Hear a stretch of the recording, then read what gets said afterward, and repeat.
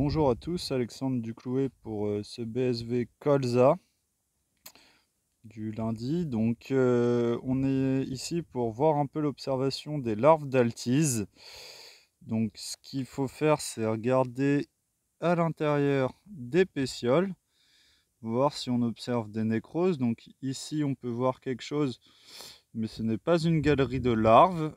On observe donc bien l'intérieur pour voir quand est-ce qu'on trouve des nécroses. Et ici même, j'en ai trouvé une. Hop, ici. Donc c'est assez minutieux. Et si jamais vous avez un doute, vous l'ouvrez, hop, comme ça, en la cassant en deux, et vous allez apercevoir la petite tête noire ici. Voilà, donc là il y a une galerie, il y a une larve, donc c'est le tout petit bout noir qu'on voit. On peut l'observer, on peut le couper aussi au couteau. Je vous mettrai des photos et vous les verrez sur la Griffone. Donc c'est vraiment minutieux, hein. Et là, dès qu'on voit un petit point noir, donc voilà, elle va se rétracter ici, vous pouvez bien le voir. Hop. Donc elle a creusé sa galerie.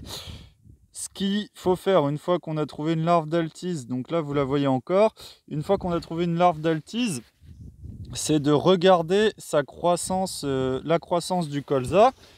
Donc ici on peut voir les pétioles qui violacent, signe des premières carences en azote. Après ça montera jusqu'aux feuilles.